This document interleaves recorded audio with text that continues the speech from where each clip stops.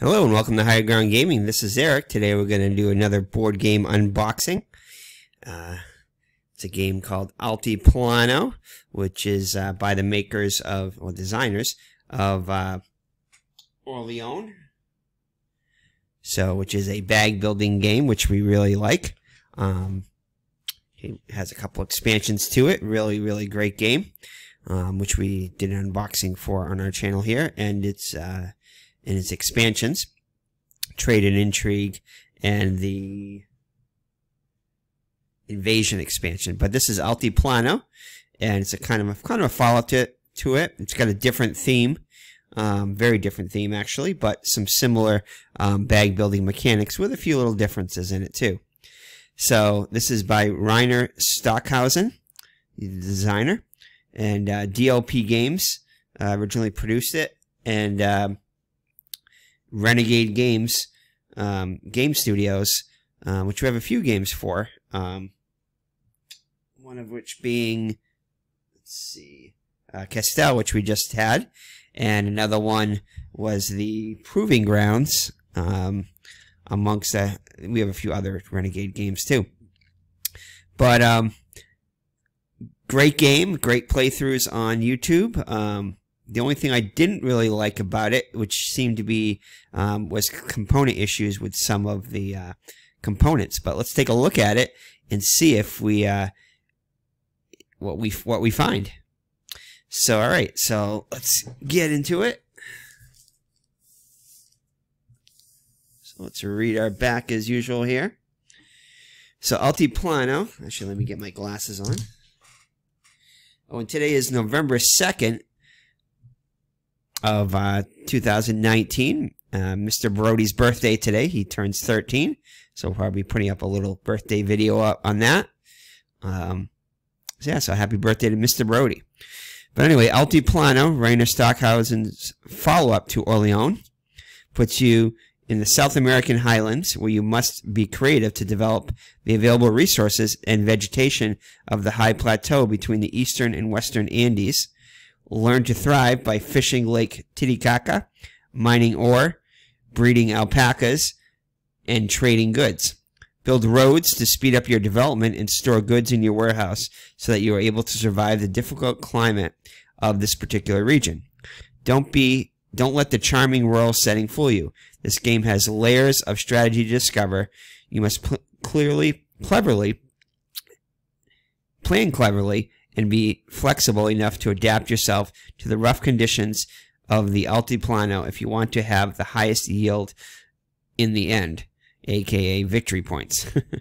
This is a Euro, and mission expansion included, so it does include a small little mini expansion, which is cool. So it does 2 to 5 players, as you can see down here. 2 to 5 players, 60 to 120 minutes, and that's kind of probably a little bit on the underside, from what I've heard. 12 plus, so it's like a medium weight game, I would say. Definitely takes up a lot of table space, as you can see, and you'll see when we set it up. So there's no particular like game board. It's game boards, individual little game boards, which I like, which you can set up in random configuration each time. And you have your player board and your cool alpaca first player token. So that's pretty much it right there. It's got a kind of an interesting sealing job here. It's definitely something that I haven't seen. It doesn't look like it's like machine sealed. It looks like it's almost like it was wrapped almost. It's kind of interesting. It looks like it's a piece of tape right here too. But definitely interesting wrapping job here. But we'll see. Does look like an original thing. It says, "I want to avoid danger of suffocation. Keep away from children." From playpens. Okay, that's interesting. Keep away from babies and children. Do not use in cribs, beds, carriages, or playpens. That's very specific there. All right. Well, let's check it out and see what we got inside the box. Definitely an interesting sealing job. I've never seen a That looks like it's got tape on it. So I'm wondering if it was opened and resealed. I don't think so, but no, I don't think so. Just kind of a weird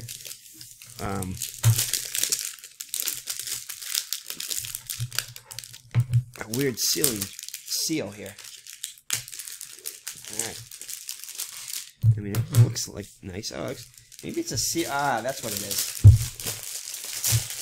So that is your outer seal.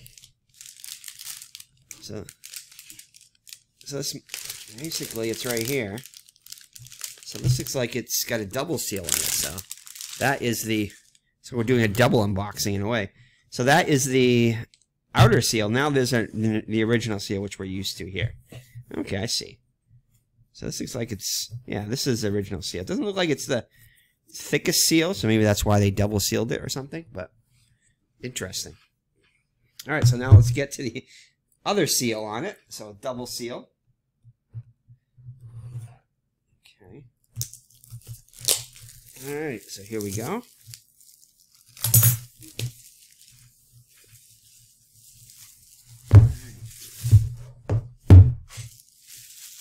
It's definitely a heavy box.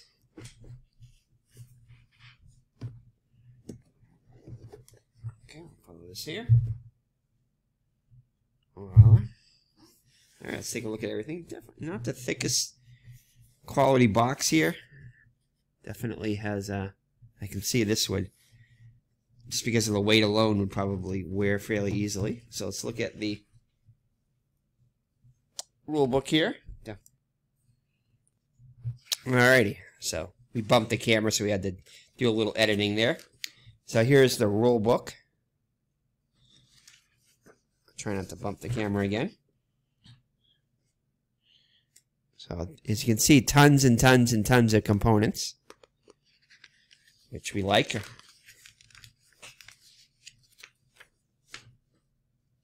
So component limitations, assigning roles,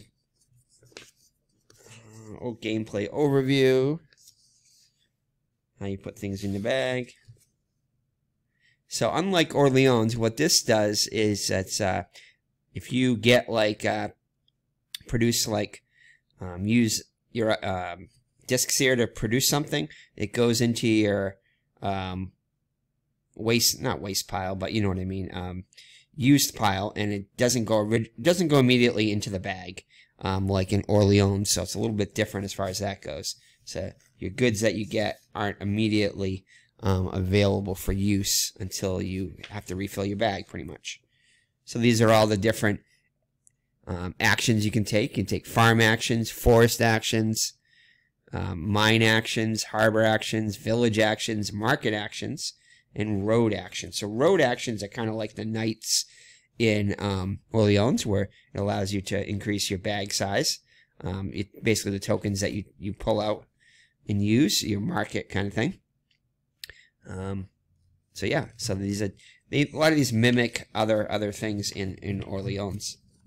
So, but a different game overall. And then this right here is kind of a way to like your town hall kind of acts like your market right here. So basically it's a way to get rid of your tokens and thin your bag.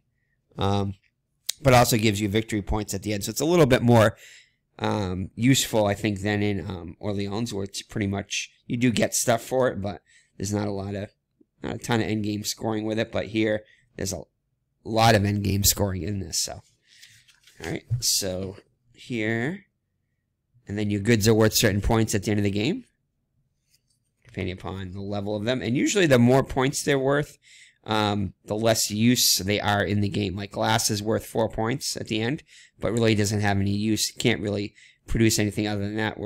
Whereas up top there, the wood, the stone, and the cocoa have many uses, and aren't worth many points at the end of the game. So they're more useful to keep in your bag, but can clog up your bag at times too. So, and then finally your strategy tips. And this is good right here, your reference. This is going to have extensions you can buy, kind of like the buildings you buy in Orleans. But these are stuff you can use round to round. and you can purchase them. So, nice reference here of what everything does. And then these right here are mission cards, which are endgame scoring objectives, which are nice. And that's it. So pretty much, let's see, it's a 16-page rulebook, which is, you know, decent size. So originally it was 2017 by DLP Games and 2018 by Renegade Games Studios. All right.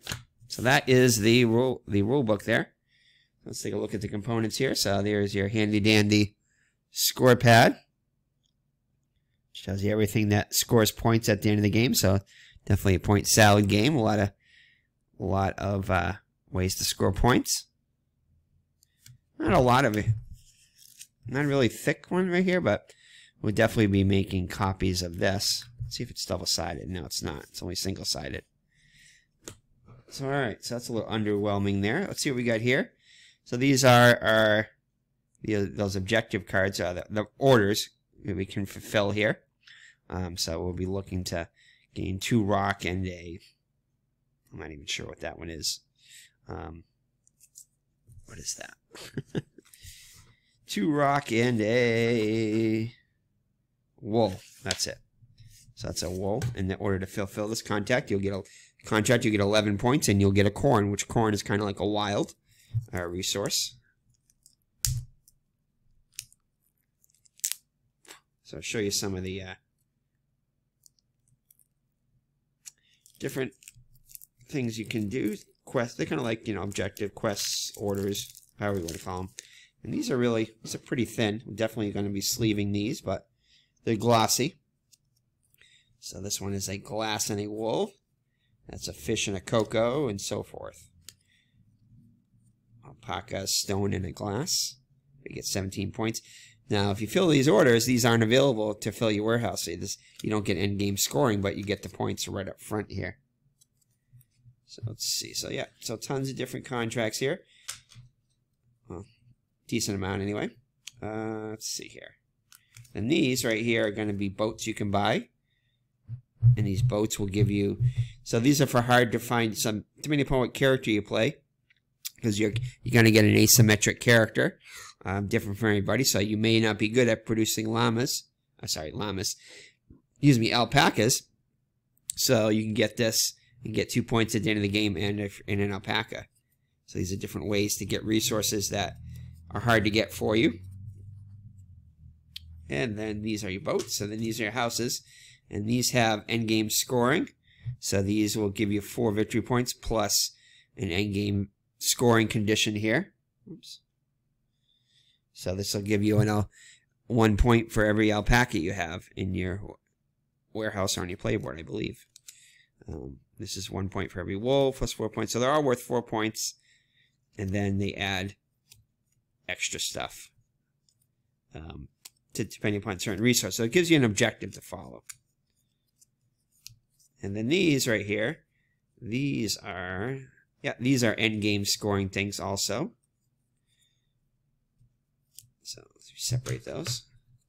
So these are end-game objectives you have here. This is 3 points for every alpaca you have in your warehouse. This is for every 7 different goods you have in your warehouse. This is if you have 20 goods in your warehouse. For maybe each full row, possibly. These are for rows without corn. And so forth. So every 3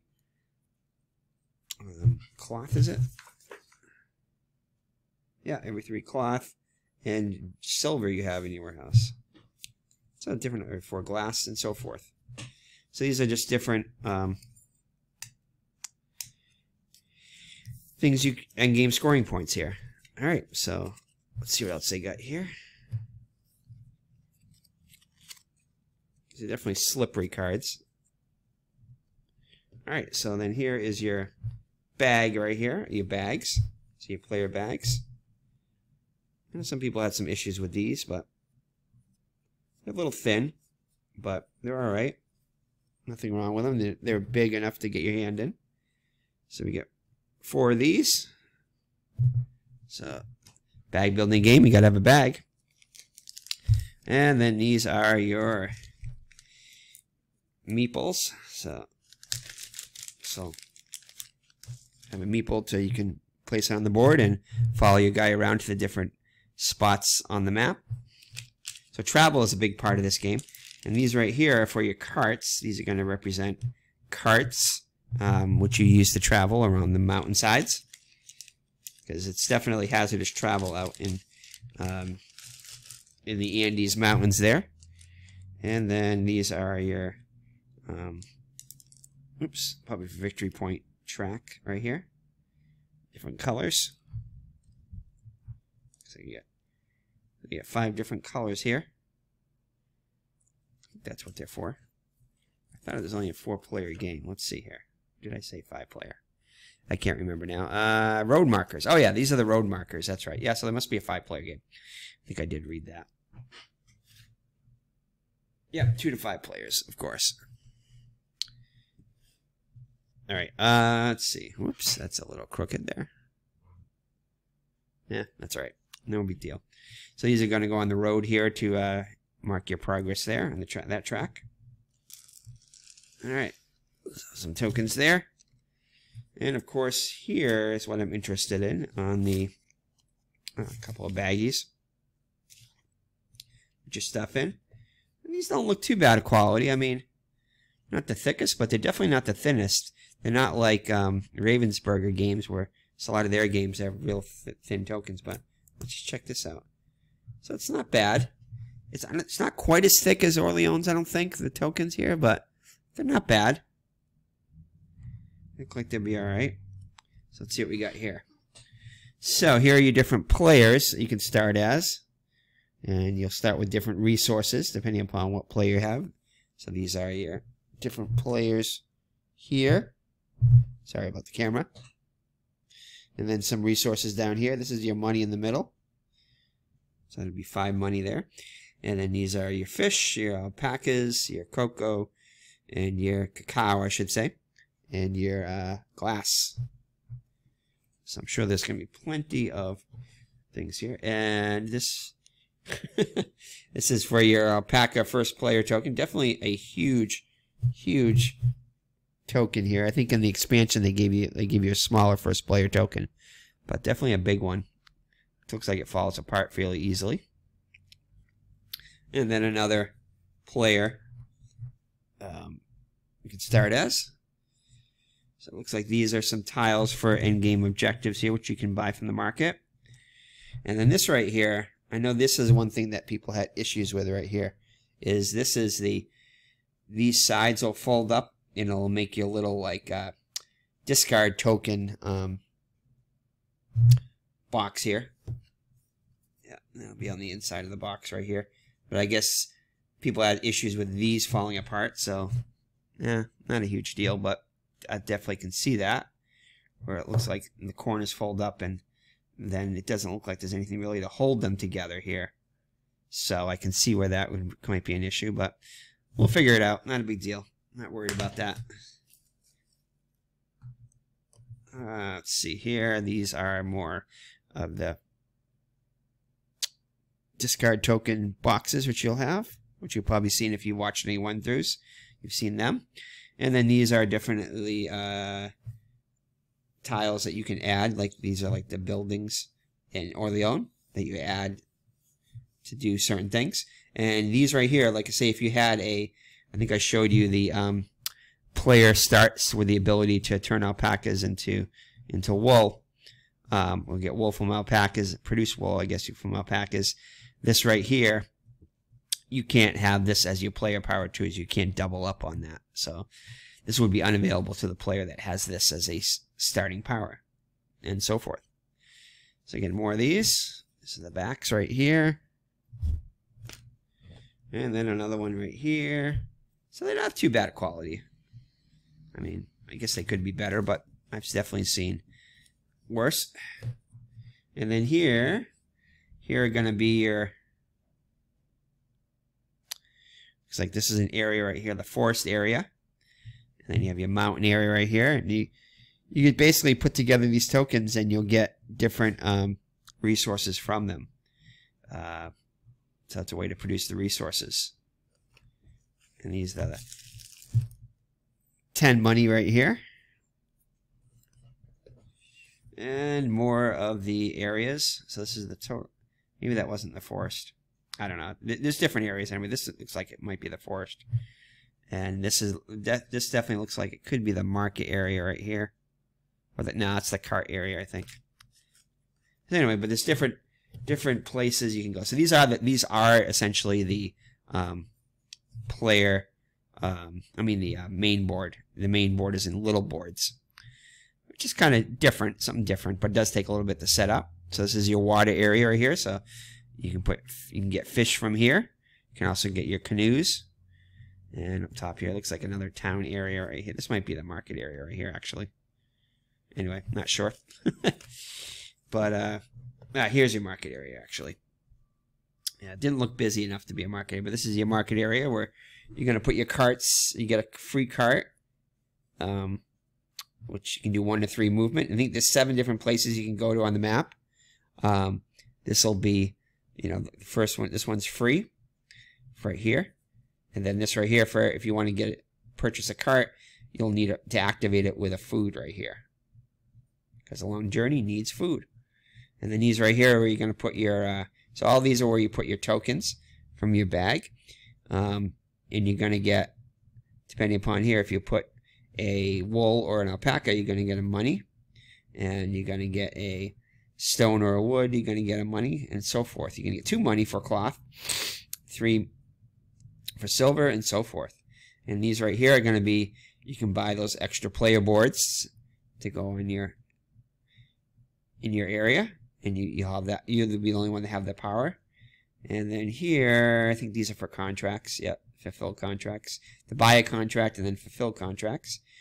And down here is where you put these are like the market in Orleans, where you put your tokens that you draw out of the bag. So you can only draw up to 8 at the most.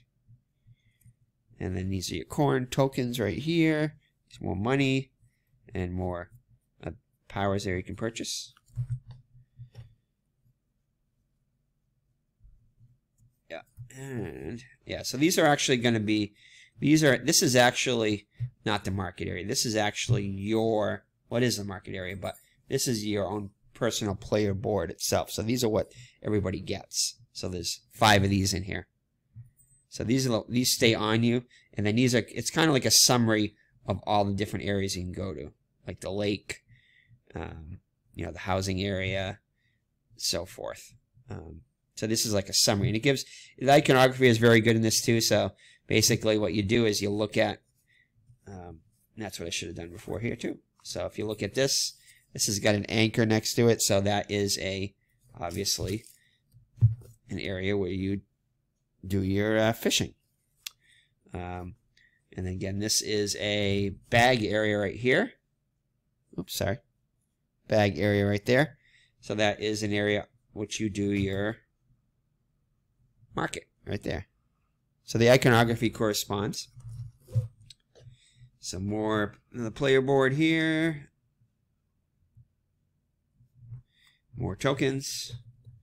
And then this is the road, which I talked about earlier too. Let's see. Looks like it's this way. You set it this way. And so originally you start off with 4, the ability to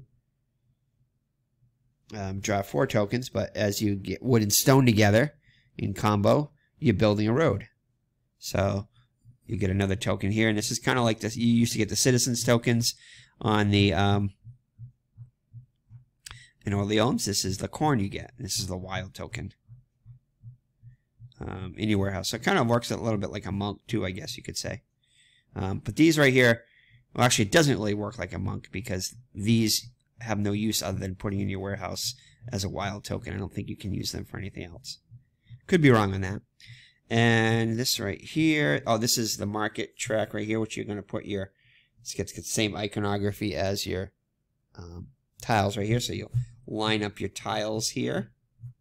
So you'll have 1, 2, 3, 4, 5 tiles, and it shows you the costs, the extra cost to purchase those tiles. And they'll go downward right here. They'll shift downward. It shows you there. what to do. And these are the player aids right here. It shows you what everything's worth. These are worth nothing at the end of the game. Then these are worth 1 point, 2 points, 3 points, and finally 4 points. It's a nice little player aid there. And another player board, some more stuff right here. More tokens, more corn, more money. So lots of stuff definitely to punch out, which I like. And here we go. So here are the, so each player is going to get one of these. This is your market right here. I mean your warehouse. And these are the way you, again, like the town hall in Orleans. These are the way to take tokens out of your circulation and to give you points. So if you fill, so you can only put one of each kind in here. So if you start this one with alpacas, you can only put alpacas in here.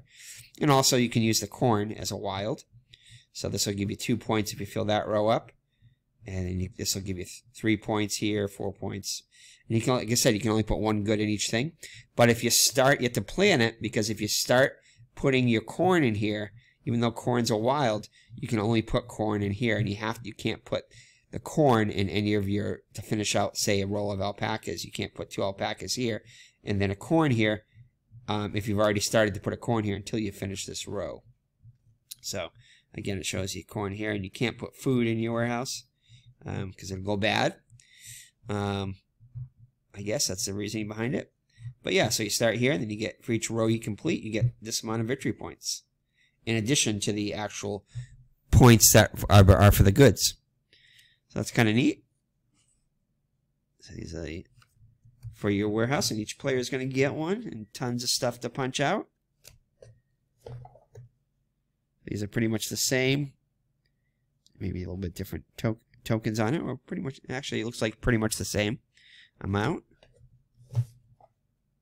And that's pretty much it.